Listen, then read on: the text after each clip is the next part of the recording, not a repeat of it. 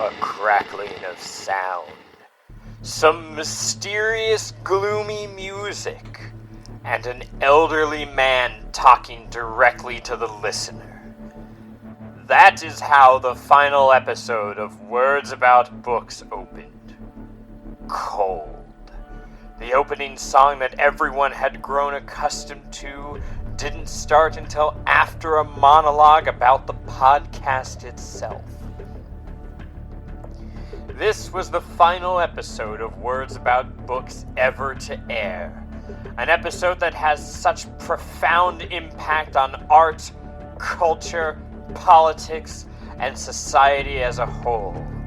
It was impossible to go back to the way things were after that episode was revealed.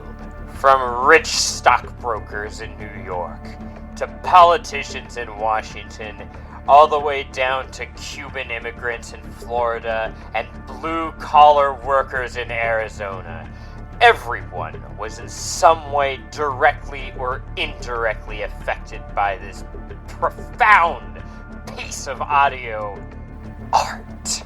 It didn't just stop in the US, though. All the way up to Canada, all the way down to the southern tip of the southern continent, and beyond both oceans. The podcast touched people in China, Croatia, Sudan, Spain. Everywhere there was a person, there was also Words About Books. It's time to begin House of Leave, Part 3. Right off the bat, there are two questions lingering in the air. Is this the actual last episode of Words About Books? At the time of this old, astute intellectual's analysis, the answer is yes. Yes, it is. The other question is, if this is Part 3, what happened to Part 2? A question that the listener was forced to answer for themselves, as finding Part 2 is a personal journey. And while smart men in their ivory towers can point you in the right direction, they cannot walk that path for you.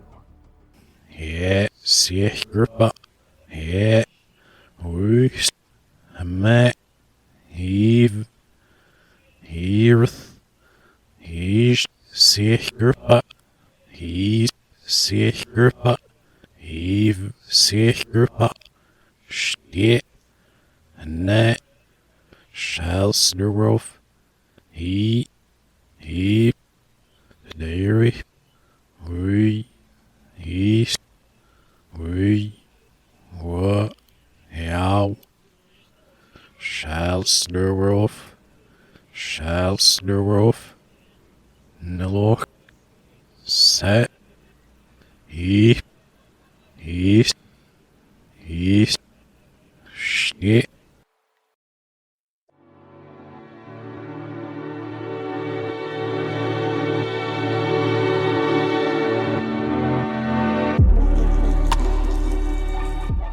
So on one level, we are literally reading a book made up by Mark Danielewski whole cloth. On another level, we're reading a book written by Zampano, edited by Johnny Truant, and then edited again by a team of editors. And now we're part of the narrative, because we're talking about it. Well, so yeah, maybe that's true. If someone then listens to this episode and they record an episode talking about our episode, we could just keep building this tower forever, baby. We could. And I think that's his point, and I think it's an interesting point. There's another level where it's just the Navidson record, and that the events of the Navidson record actually did happen. Then how did Zampano come to know about them? Why does nobody else? He's an old poet of old. And then what happened to him? He ascended, he crossed over to the other side with Obi-Wan Kenobi. I think it's like, I don't know how different people enjoy it. This is something I'd actually be interested in hearing from other people on. Because I can see a top-down approach and a bottom-up approach to enjoying it. Middle out. Middle out. Have you not seen Silicon Valley, Ben? Middle out. It's the most efficient way. There is no middle. If I could find the middle, we wouldn't be talking. Well, that's why you're not as good or smart as I am, Ben. Where's the middle? I can't just tell you, Ben. I can't hold your hand and wipe your ass. You got to find the middle for yourself, like I did. That's why I've achieved enlightenment, and I'm a super smart guy, and that's why you're not. Let's talk a little bit more about Johnny Truant. Oh yes, let's talk about Johnny. Because I think if you're noticing, this doesn't follow our standard approach to talking about a book, because this isn't a standard book, so there's really not much in the way of a summary. What you're hearing is what we got. But yeah, let's talk about Johnny. If you look for a summary of this book online, you will find a bunch of paid academic study guide resources because it kind of defies summary. Yeah, I could tell you what happened in the Davidson, and I could give you kind of a general overview of the other two people. That's about it. Yeah. So yeah, let's talk about Johnny Truant. A real guy's name. Yeah, it's Johnny Truant reminded me a lot of Jesus of Suburbia from the American Idiot album. You did. You told me about this a lot. Yep. I described him as the most on-the-nose depiction of post-grunge, late 90s sad boy chic I've ever seen. Yeah, I'll agree with that. Johnny Truant is a guy, he's an assistant to a tattoo artist. He draws himself, but his boss doesn't see any merit in his work. But he's a damn good needle craftsman, Ben. Yep. He's the finest goddamn needle maker this side of the Mississippi. Yep. Go on. Johnny goes to a lot of parties. He has a friend named Lude, like Quaalude. Oh my god. And also he is lewd, in that he's a very lewd individual with the way he talks about and treats women, and also Johnny, and also himself. So they go to a lot of parties. They do a lot of late 90s party drugs like X and E. Skooma. Which is skooma. Moon sugar.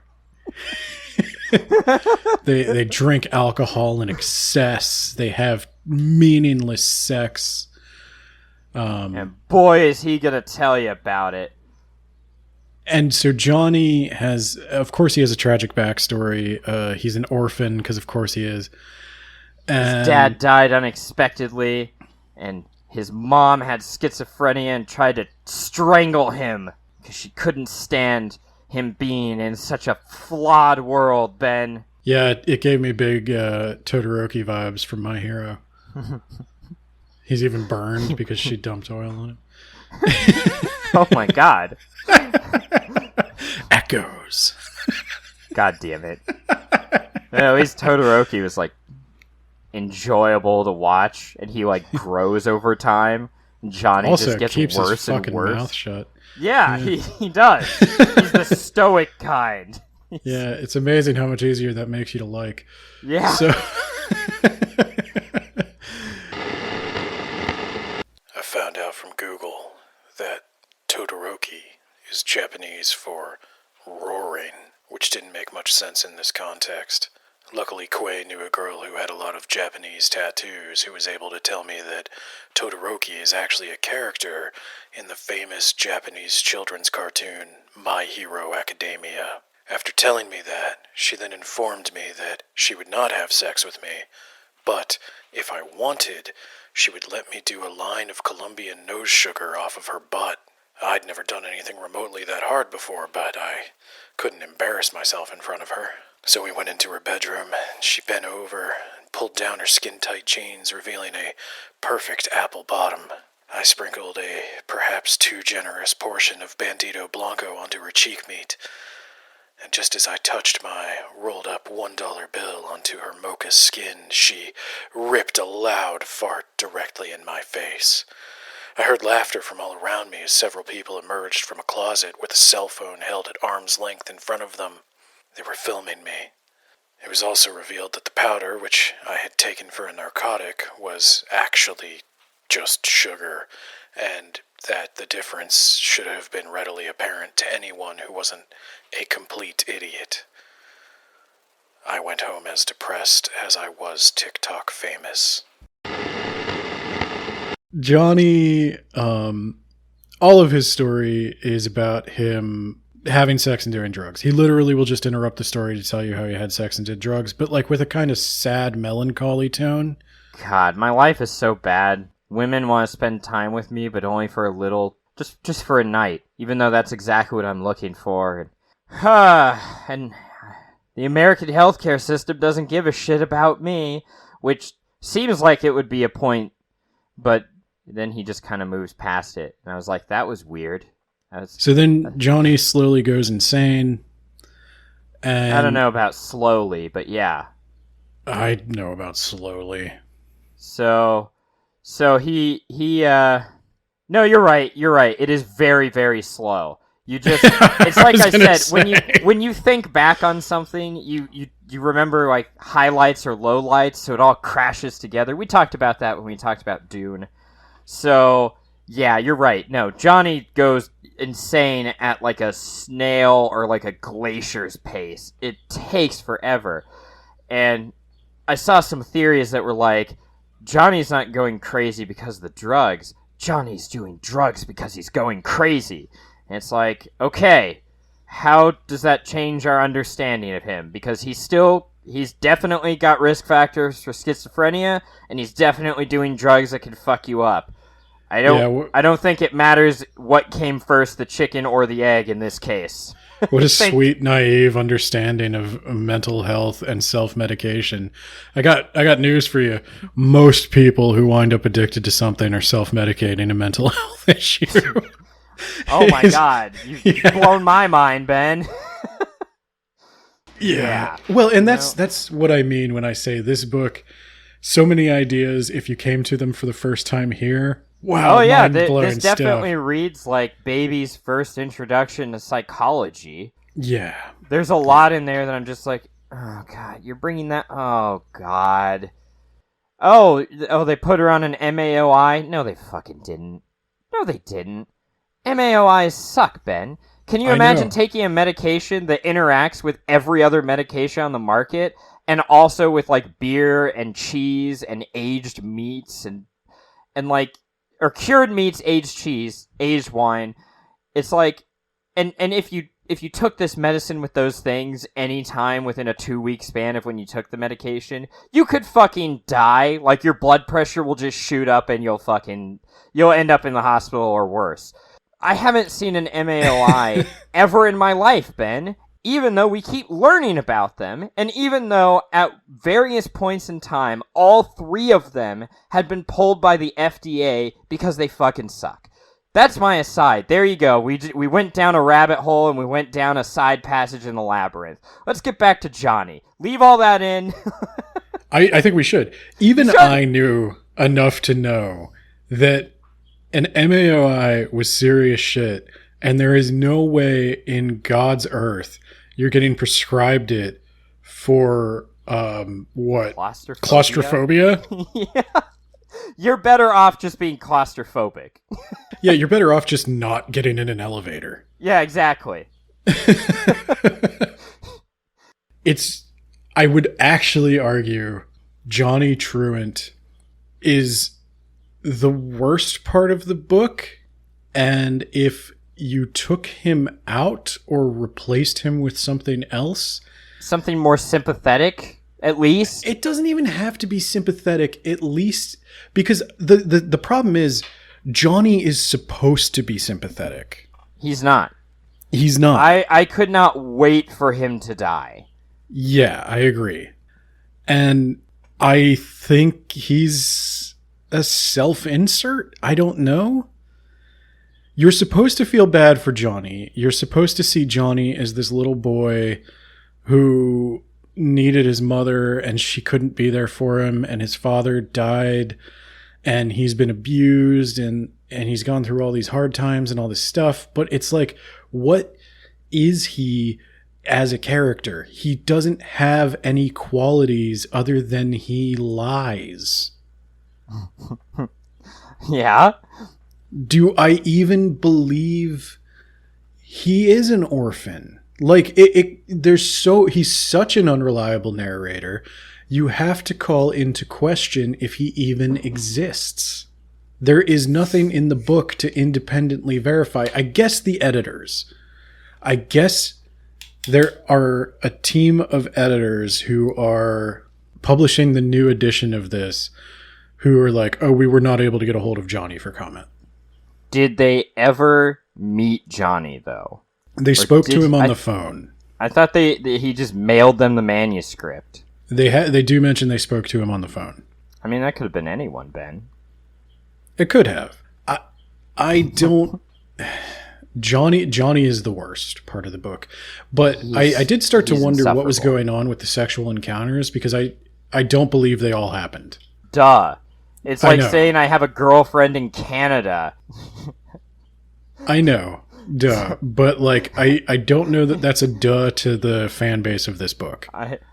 Guys, I have a girlfriend that I met online. She lives in Canada. Like, she's super hot. And, like, don't pick on me just because I don't have a date to the prom. She's in Canada. But, like, we're gonna hook up once the summer comes. Yeah. God. I think the Johnny parts were just... They make the book insufferable. Yes. I think a lot of it made it insufferable for me. I really like the Davidson part, but the Johnny parts were like, can you shut up so I can get back to the thing I was enjoying, please? I go back to this quote about his dad telling him he should work for the post office. And you go, yeah, agreed. And I go back to the quote where he talks about... Well, I go back to that quote, and I go back to the other one where he says... Where he's romanticizing auditory hallucinations, verbigeration, word salad, derealization, depersonalization. This book reads like it was written by a douchebag who is obsessed with word salad. He's obsessed with his own free writing. And he expects and gets angry if you don't connect with it as well. He expects everyone should see the beauty in his crappy free writing. Well, the thing is, if you have word salad, you're pretty psychotic, and we medicate for that for a reason. Right, but isn't it beautiful? What if there's something there? What if there's a pattern? There isn't. What if there is, though?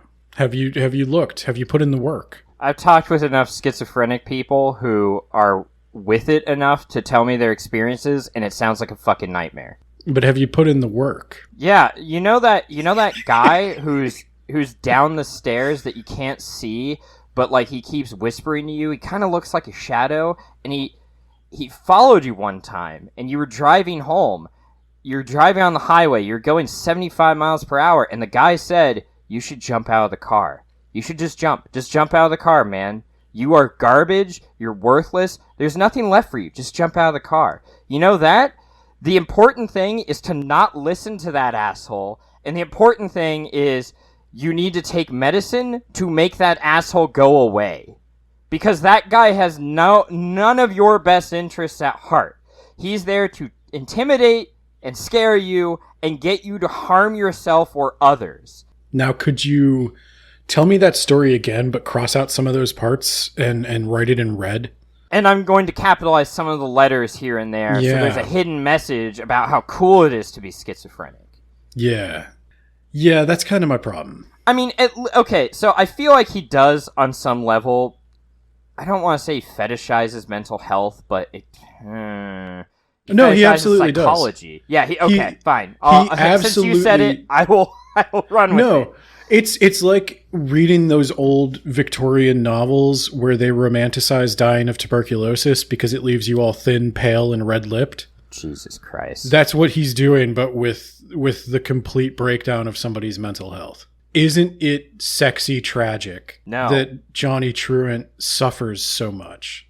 Yeah, as someone who works in the field, no, it's not. As someone It who fucking experiences sucks. treatment, no, Yeah, it's not. yeah, it fucking sucks. Isn't it romantic how Johnny... Is that better or worse than how, like, TV shows it? Like, with the schizophrenic detective who has superpowers of deduction because he's schizophrenic. I say it's just a different kind of bad. Yeah. This is more realistic, but it's not telling you that, like, these people need help. It's fetishizing. I see this repeatedly with heroin addiction and all kinds of just untreated mental health in literature and music especially. And, you know, we're all guilty of enjoying songs and poems and stuff that come from somebody's pain or as a cry for help. And I think there's two levels. One where it's like helping you get through a time and you're not fetishizing it. You're just comforted by it because somebody else went through it. Mm-hmm.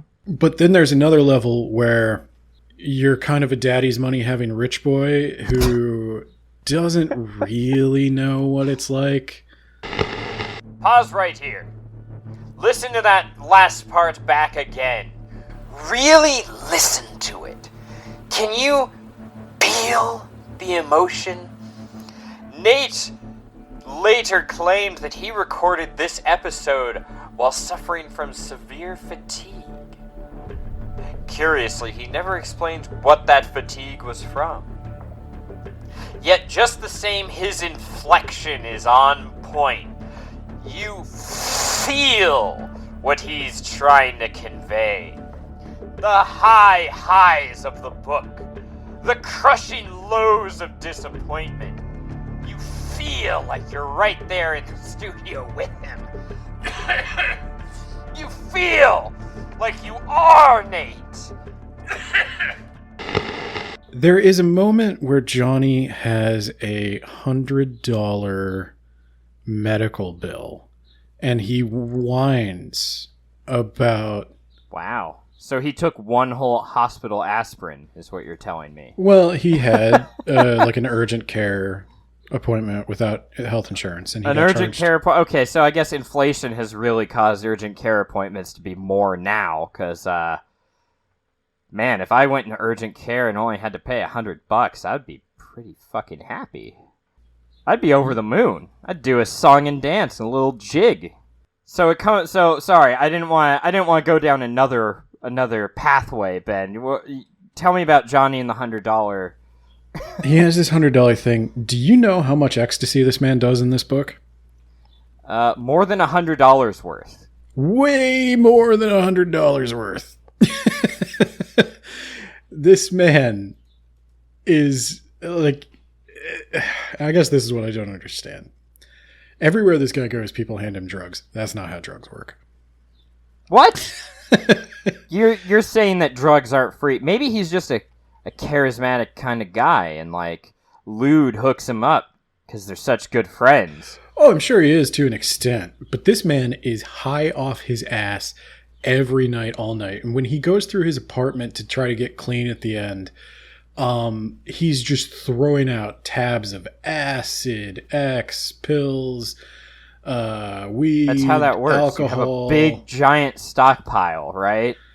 This man drives a car in LA. He works as an assistant. That's unrealistic as hell. for A a car in tattoo LA? shop. What? Yeah. I'm like, where does this guy get his money?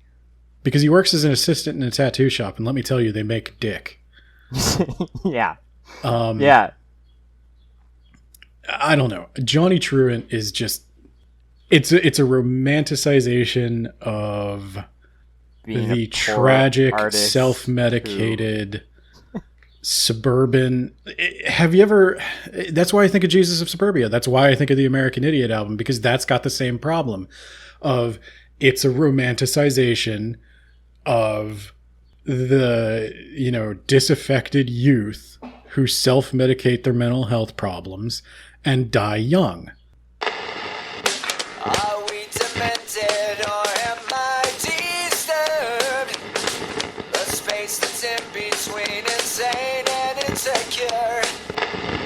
And it's romantic because it doesn't have to get into the complexities of treatment. I thought it might be good to add in a few quotes from House of Leaves here to sort of illustrate what the two of them are talking about. Page 179, footnote 211, paragraph 2. I went to see a Dr. Ogelmeyer a few days ago and told him everything I could think of about my attacks and the awful anxiety that haunts my every hour. He made an appointment for me with another doctor, and they prescribed me some medication.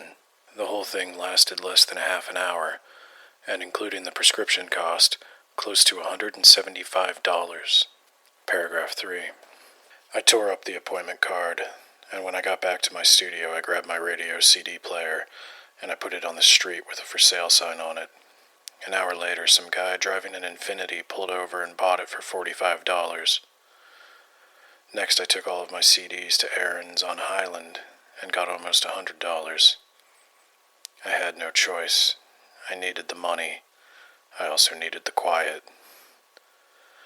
As of now, I still haven't taken the medicine. It's a low-grade sedative of some kind. 10 flakes of chalk blue. I hate them. Perhaps when night comes I'll change my mind. Paragraph 6. Funny as it sounds, especially considering the amount of drugs I've been proud to consume. Those pills, like dots, raised and particular, look more and more like some kind of secret braille spelling out the end of my life. Perhaps if I had insurance, if $175 meant I was 25 over my deductible, I'd think differently. But it's not, and so I don't. I don't know if this is a paragraph or just some oddly indented portion. I know what it's like to go mad. I'll die before I go there. But first I have to find out if that's where I'm really heading.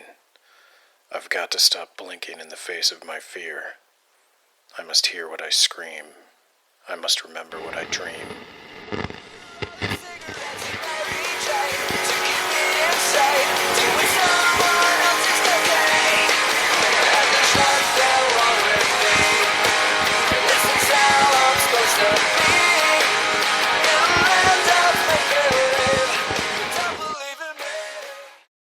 It's just the best.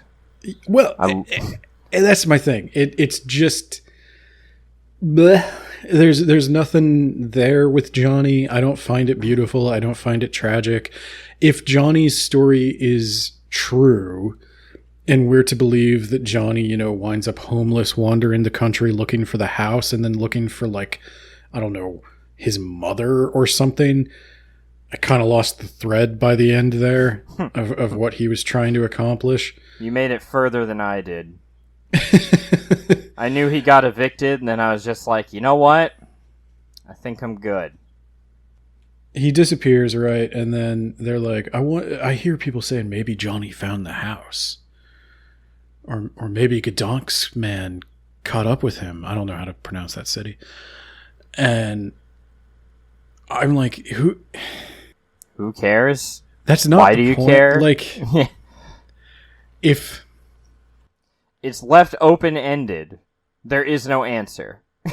My interpretation of the book kind of breaks down at that point, because imagine now, if we are to imagine Johnny Truant as a real person, and he's telling you this story, and he's homeless and destitute and making up all kinds of shit and barely holding on to any consistent picture of reality.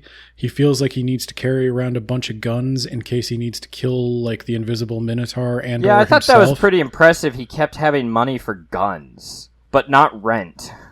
Well, priorities. I mean, I don't think Johnny expected to live long enough for the rent to matter, and I think maybe the gun was the reason he didn't expect to live long enough Yeah, I for the kind of rent to figured matter. that he was going to shoot himself. But if Johnny Truant's telling you this story, and you think, wow, oh my God, there really is a supernatural labyrinth out there that erased an entire reality in which the Davidson record was a huge deal. Oh my God. You're part of the problem. You're the reason there's a mental health crisis in this country. I don't know what to tell you.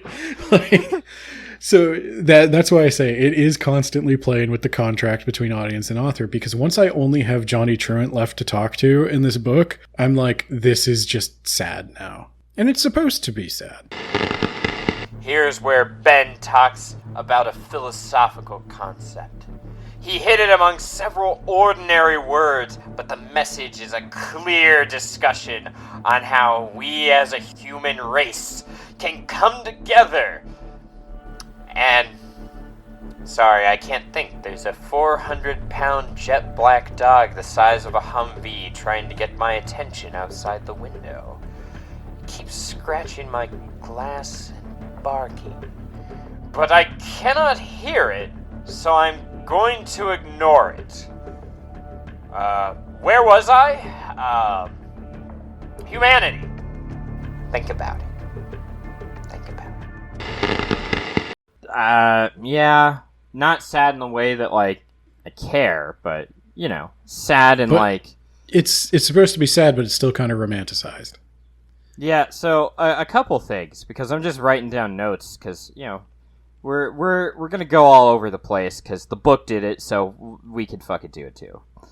So, I want to talk about... Take me down. So, you talked about, like, isn't it romantic, like, that pain, artists using that pain, and part of the problem is they use that pain and they use it to be creative, and then they think, and I think they think this erroneously, that they have to continue suffering or they're gonna lose their edge and not be good anymore. That's certainly true. Your past pain is still going to be there for you to draw upon if that's what you need. But, like, get help, please. Like, seriously, don't... Get help, because you don't have to suffer and be miserable to make art. I agree.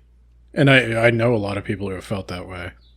Yeah, it's not, like, romantic. It's tragic. You can be an artist without having to suffer and be miserable all the time. Well, and I think that's part of why, you know, famously American Idiot, now famously if you travel in the circles I do, American Idiot doesn't have a third act. You're just kind of left to wonder what happens to Jesus of Suburbia and what's her name. Do they save the world? Probably not. Maybe in that reality they did save the world, Ben. But and similarly, House of Leaves. If it helps, Ben, I didn't even know that there was a narrative to American Idiot when I listened to it way back when. Yeah, I didn't even know it was a concept album. I didn't. Well, it was. Oh, so okay. You got to listen to Billy Joel's poetry. Oh, Jesus. Of Suburbia. God damn it. But this has a similar problem where Johnny's story just kind of stops. Well, Ben, we can make our own end. He gave us enough blank pages. We could pencil, and then Johnny lived happily ever after. The end. We'll do it in a fountain pen so it scratches into the paper. Just really gets in there. This is an honest question. The labyrinth in the Navidson record. So let's assume the Navidson record narrative is legitimate. Like this isn't just. Should we talk about that real quick? Yeah, go ahead. Give me a breakdown of the Navidson record. Okay, so sorry, I'm making another note to come back to something. So Navidson record is a guy named Will Navidson, his family, which are Chad and Daisy, his kids, and Karen is his, I guess, boomer wife. I know she's not a boomer, but it's his Karen. They're also not married. Oh yeah, you're right. They famously never married. Whatever. So they buy a house out in, I want to say, Virginia. It's Virginia, yes. And they're like, this is supposed to bring us closer together.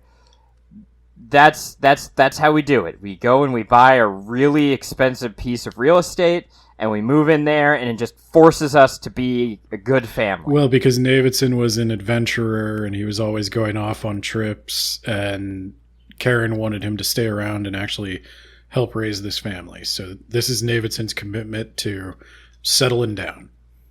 Yeah, it goes really, really well. So they're hanging out in the house. We're supposed to feel some sort of eeriness because Zampano told me to.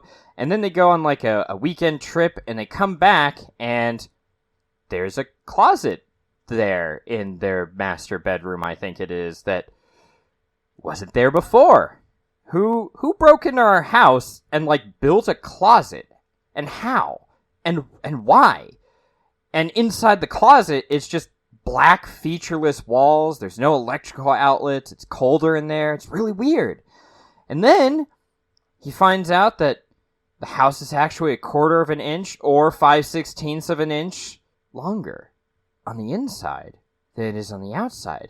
What a mystery. And then a mysterious hallway appears elsewhere. And the hallway is also featureless black. And it just keeps going and going and going. And he starts hearing a low growl, Ben. And he panics, he flees, he comes back out, and he's like, I need to get National Geographic or like, the government or something in on this. But first, I'm gonna hire a guy and make him do it. I'm gonna hire a guy named Holloway, and he also has Jed and Wax. Those are their Holloway. names. Holloway is a guy who wanted to die, Ben. He wanted to die. He was always inadequate. But he's gonna make it big this time. So they go into it, I think, twice, and they mark around, and they find a gigantic fucking staircase that goes downwards, seemingly forever. They drop a flare, and it just seems to disappear into the void. And so they're like, all right, we're going to plan an expedition. We're going to be in there for 6 days. Not sure why we don't just, leave the house, or, call the government, have them do it. Will Davidson, goddammit. Also, his fat brother Tom is there. I liked Tom. Sad that Tom is the only one who died. I guess he's not the only one. He's not the only one that dies. He's the only one of the family that dies, though. Yeah. So Holloway goes in there, and they're supposed to be in there for only like 6 days or so. They're going to get to the bottom of the staircase, and 8 days later, nothing. And then they start hearing some Morse code SOS, and it's like, oh shit, I gotta get in there, Karen. And Karen's like, just call the police. It's like, no, goddammit, I'm not going to let what happened to Delilah happen again. It's not Delisle. It's Delial or something. I'm going to call it Delilah. Yeah, no, because you want to call it Delilah, because that's a name. So he goes in there with his brother, a guy named Reston, who's in a wheelchair. They get to the bottom of the staircase. There was some tension here. Like, Holloway goes crazy. He starts chasing after the beast that isn't actually there. Or maybe it is! And he opens fire. He accidentally shoots, I think it was Wax in the shoulder. Jed and Wax, they hole up in a room. They're like, we're going to die here.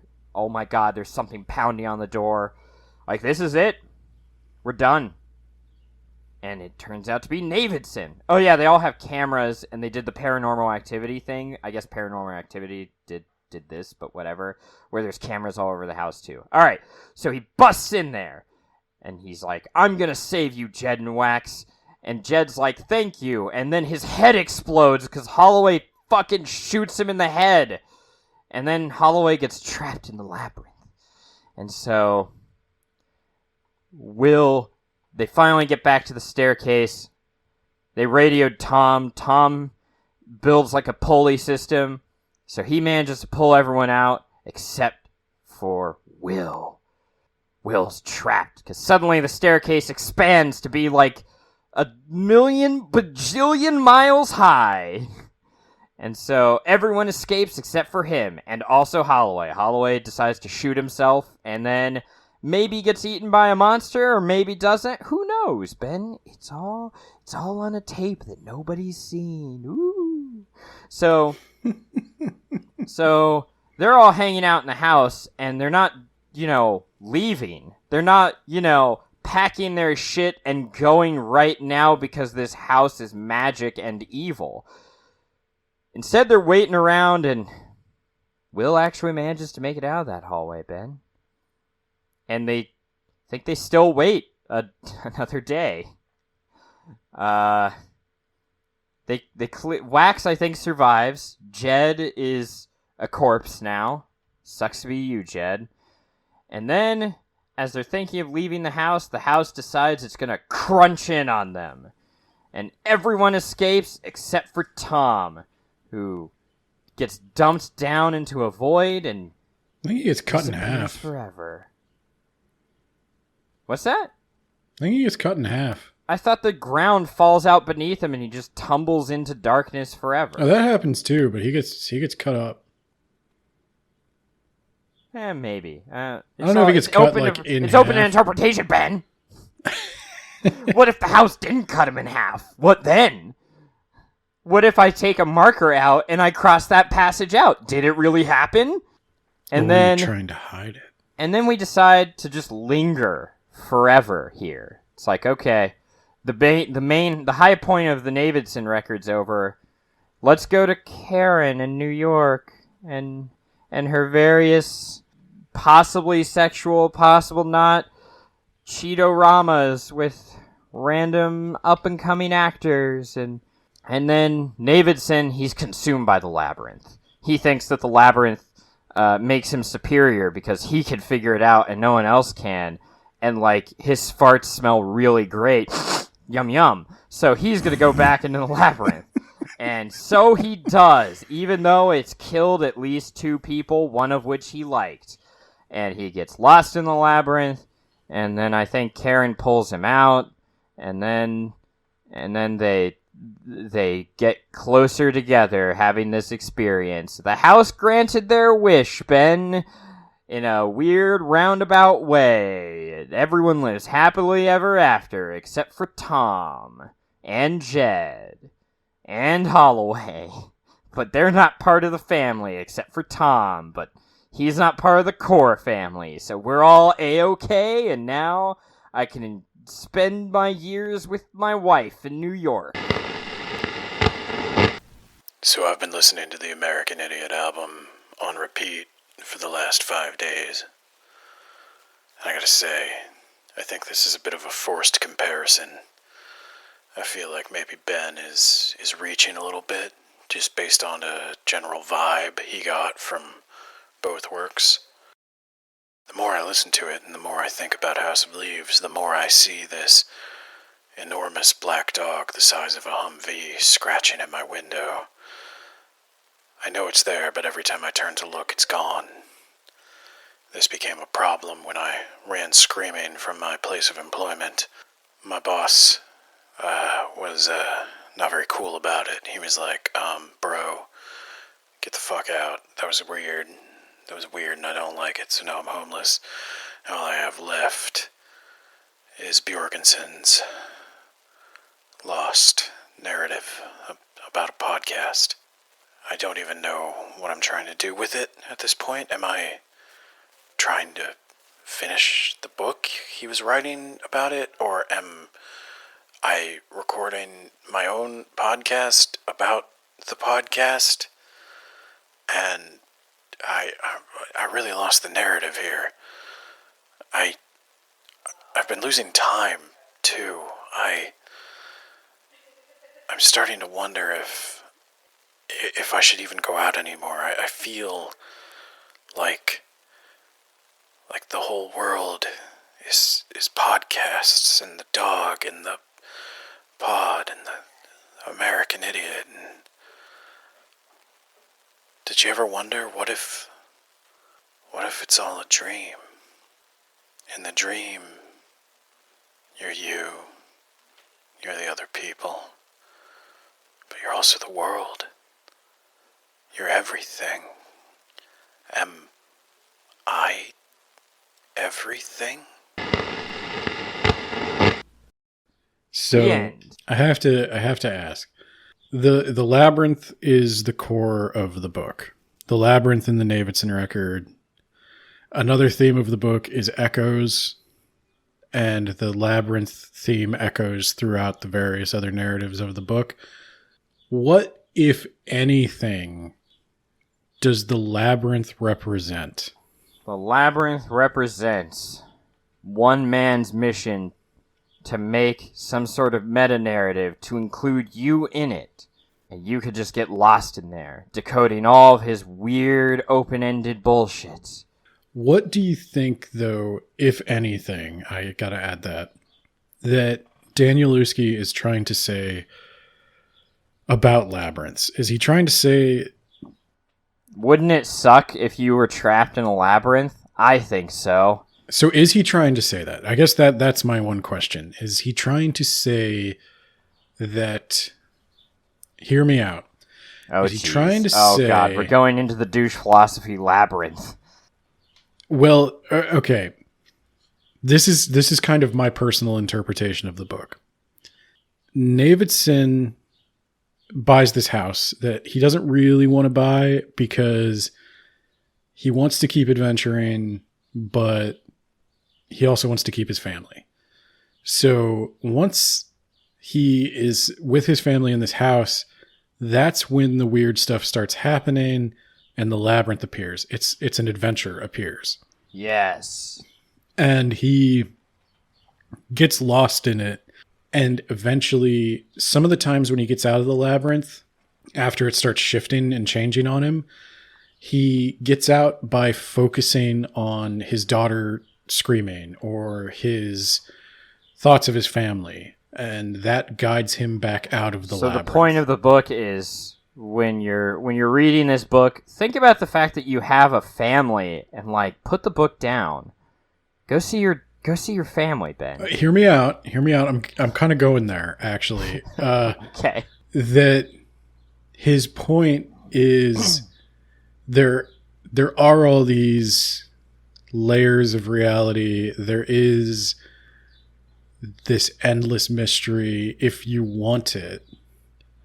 But should you focus on that, or should you focus on the people around you? And I think he's kind of telling you, I think Danielewski is kind of saying, focus on the people and not so much the endless dumb mysteries. Well, let's just ask him. I'm sure he'll answer us and tell us. This was the theme I got from the book, was that ultimately you need to reject the labyrinth. Yes, I do agree with that. The book is a labyrinth. Ultimately, you need to reject the book. That's the theme to me. That ultimately, yeah, I can agree with that. You should not become obsessed with this. Here is all this stuff you can become obsessed with if you want. But don't It'll do never it. end. It's circuitous. It doesn't mean anything. It'll shift on you. As soon as you think you know something, you're going to find another pattern in the static that's going to take you in a totally different direction. And you should, maybe have a little bit of fun with that, but then it's time to go back to what's important. And to me, the theme of this book is don't read this book. Yeah. It tells you that right at the beginning, too. Yeah, this book is not for you. Taunted me. That is page 1. This is not for you. If that is the case, I think that's kind of neat. Like I said, if I were reading this purely for pleasure and not for the podcast, I would have put it down, about the time he started talking about Derrida, which I'm going to have to disagree with Will Wheaton here. I think if he points out, to me, I think there's quite a bit of hand-holding.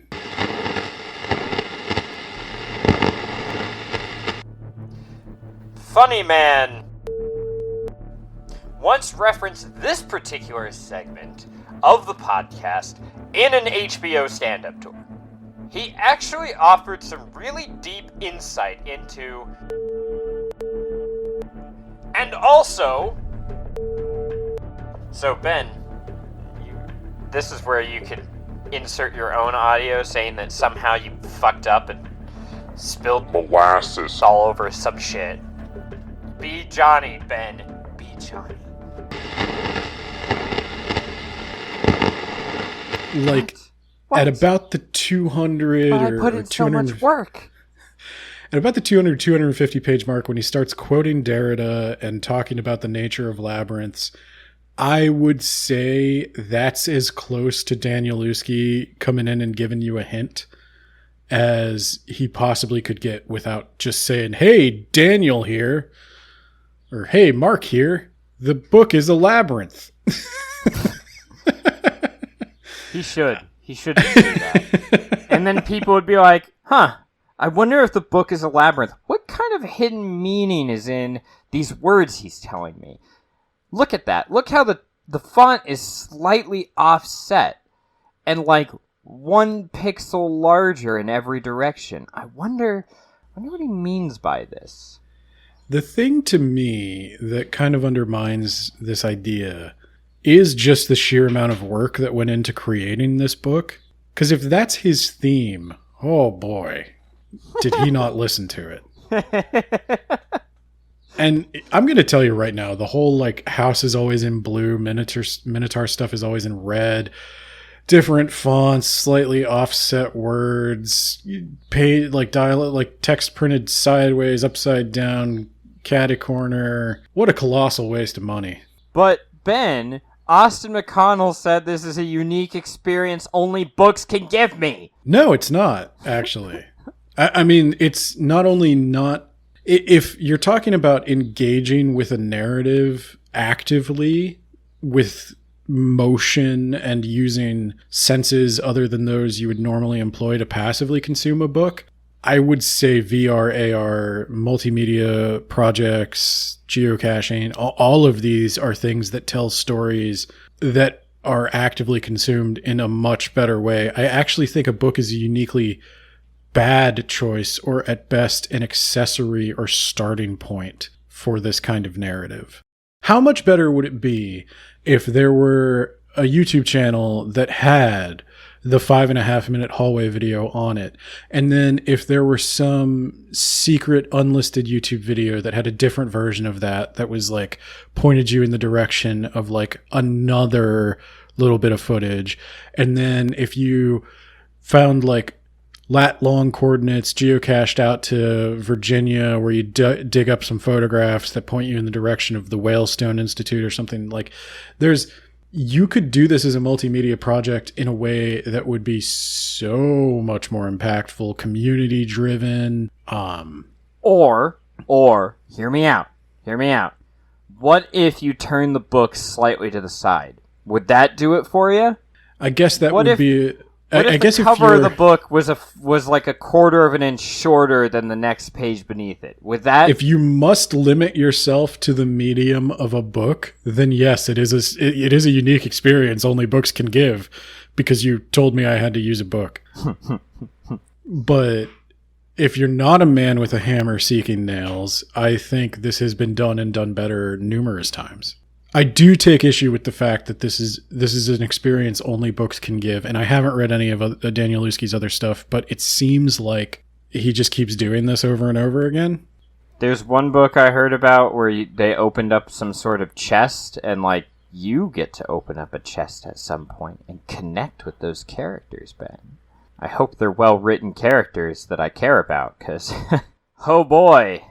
Oh fucking boy. I think this is a combination of people who are being exposed to a lot of different things in this book for the first time and not realizing that there is a whole world out there that is super into these ideas and plays with them in many different ways, and that this is not, in fact, a unique idea Danielewski had, but a genre that exists. To me, this book is trying to be an ARG, and every ARG I've ever seen has done it better. Yeah, I can agree that is what it's now, granted, trying to be, and it's limited to just the book. You could argue, probably quite successfully, that this book influences a lot of ARGs, as it probably came first, and maybe a few of the kids doing this read it. It definitely influenced Head Full of Ghosts, which I now appreciate a lot more, Ben. Davidson is the doctor in Head Full of Ghosts, #1. And oh boy. he has those blog posts which are like Zampano, which I still hate, Ben, but you know what? I appreciate them so much more that they're just one chapter per part of that book. There's just 3 of them. He doesn't constantly interrupt everything with those stupid blogs. So I like Paul Tremblay more now. I appreciate him more now that he showed restraint and he actually made like the central psychotic break like tragic and something I care about. Bravo, Paul. Paul Tremblay's story is grounded in a way that allows you to actually relate to what's going on. I don't know what Danielewski is trying to do, but one example of what I don't like about Danielewski is the stuff you have to decode. When the stuff you have to decode is gibberish, it's stupid. But they make sense if you just add in some O's, Ben. No, I'm talking about the one that you're supposed to decrypt. Like I know. The one where the mom, where it's just a bunch of gibberish. There's no second meaning. There is only one meaning. Yeah, that's the problem. It should have been a coherent letter with a thing hidden in it. That would have taken more than 10 minutes to write. And we can't have that because we have another 800 pages to go. Well, this is my problem. It's not about creating an interesting letter Or for an you to narrative read and general. think about. It's about lush sweeps of ink. Yeah. It's about I want to keep writing because I have hypergraphia. Isn't that tragic though, Ben? Isn't that also a little sexy? A guy who just has to keep on writing. Oh my god. It tries so hard to be deep. And I do think it succeeds, but I also think it encourages just the worst kind of analysis. The kind of analysis he himself is writing? Which is funny, because I do think... Let's talk about Zampano now. God, yes, let's please talk about Zampano, who... I don't know. I definitely hated Johnny the most, but as it went on, it was a toss-up. So Zampano, I believe, is intentionally a satire of lit/film critics. Yay, that's what I wanted in my book. He is hyper-analyzing, hyper-wordy, extraordinarily verbose in his criticism. He uses 20 words where 4 would suffice. Yeah, he painfully references everything. He breaks down stuff that would be apparent to anyone with eyeballs. It's definitely a satire of critics. It's satire of what we're doing right now. Yeah, we're part of the problem, Ben. We are part of the problem. Us and our discourse. Dicks. We should be ashamed of ourselves. If you listen to this recording so far, then you'll understand the truth of this recording. That this recording was always meant for you, all along. This podcast was written and recorded specifically for your ears only. And what you hear and what you get out of this podcast is exactly what you put in it. How much work are you willing to put into this podcast? Everyone hears a slightly different podcast and experiences their own personal journey, but they'll all arrive at a similar message. Can you hear it? In addition to reading the book and listening to the album 5 times, I read a couple of people's master's theses. Oh my god. This book. Oh my god, you went way far into that labyrinth. See, I saw those stairs and I was like, fuck that, I'm not going anywhere near that, I'm out of here. I read a thesis that I agreed with everything this woman said, except that I think we disagreed that it was a good thing.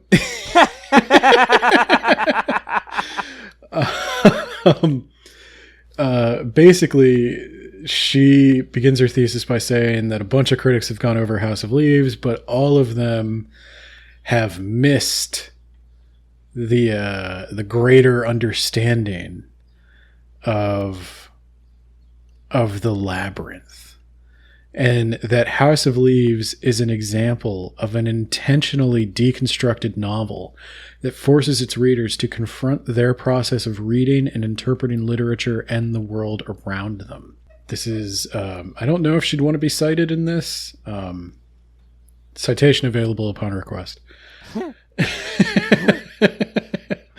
But yeah, basically there's a thing that Derrida pioneered called deconstruction, where you sort of just do that. You deconstruct your assumptions and your understanding of something and try to see what are all the things your understanding relies upon that maybe aren't. What if that thing that you think is true is in fact not true?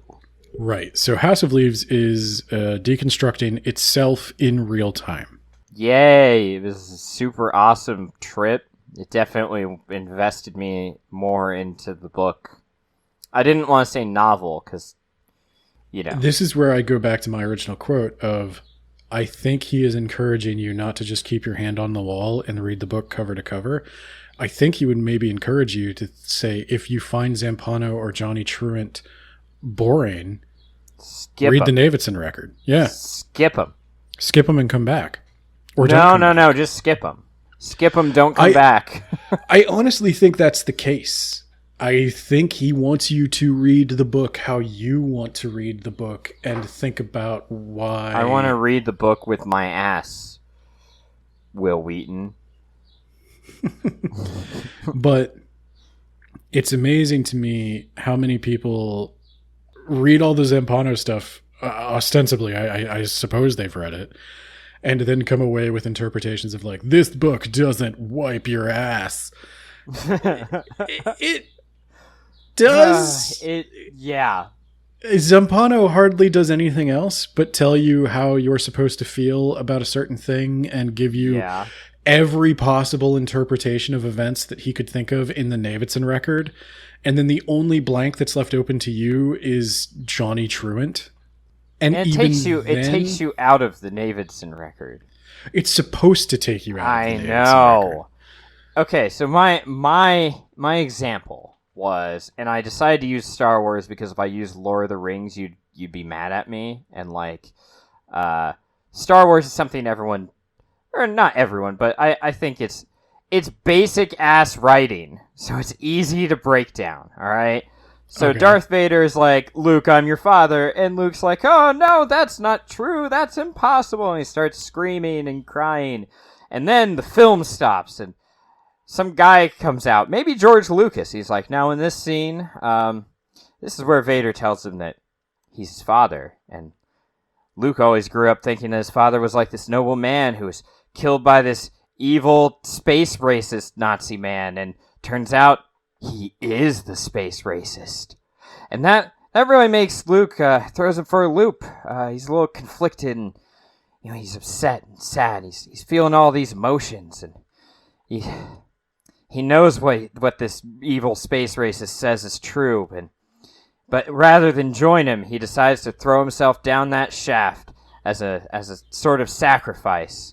And anyway, we'll get to a later part where it's like, oh my god, okay. You forgot to mention in Gorf Blazinski's treatise on the subject, Fathers and Sons, a Jedi Master and a Lost Hand by he argues that's what it reads like. And that's what it reads like, and it takes you out of the moment. And I know it's intentional, but I hate it. I hate it so much because it's like every time there is an emotional sting or there's a chance to feel something, it's like it's time to pull you out of there and tell you about this thing. Let me tell you how the characters are feeling and like how you're supposed to feel. You're supposed to feel like this is a big reveal. This is shocking that Vader would be his father all along. Do you remember in the last film where Obi-Wan said that Vader killed Luke's father? What's up with that? Was Obi-Wan lying? Why would he lie? Wow, what an amazing reveal. And then George Lucas farts and goes... I ever tell you my mom's interpretation of Head Full of Ghosts? Oh, geez. I think you did, but refresh my memory. It's been 2 years. What's the little kid's name? It's Mary and Marjorie, right? So my mom's theory is that Mary killed them all and is lying about it. Oh my god. She killed them all on purpose. And she's an unreliable narrator. And I keep telling my mom, I was like, that does fit the facts, but I don't think that's what Paul Tremblay was going for. No, I don't think at all that's what Paul Tremblay was going for. It's supposed to be a tragic thing, and she hasn't told anyone ever until just now because she had to live with all of it. Yeah, no, my mom's response to all of that is because she killed him. She did it, and she got away with it. So her book is going to be if I did do it, and here's how I got away with it. Yeah. Oh, golly. Yeah, so I don't know. I don't know if this is going to be 2 episodes right now. I'm running out of stuff to talk about. I bet it will be 2 episodes.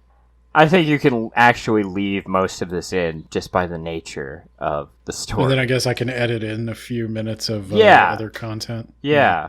I'll record those either tonight or tomorrow, and I'll send those over to you. I found the house.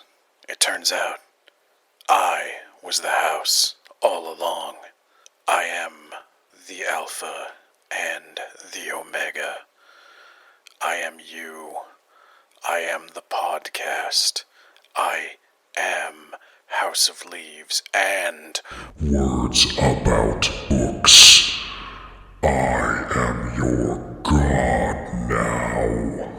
Also, Quay died in a jet skiing accident, so that wraps up that arc too. I'm ready to give my final thoughts and recommendations here. All right, so final thoughts. Amazing book. You don't get it. I'm smarter than you.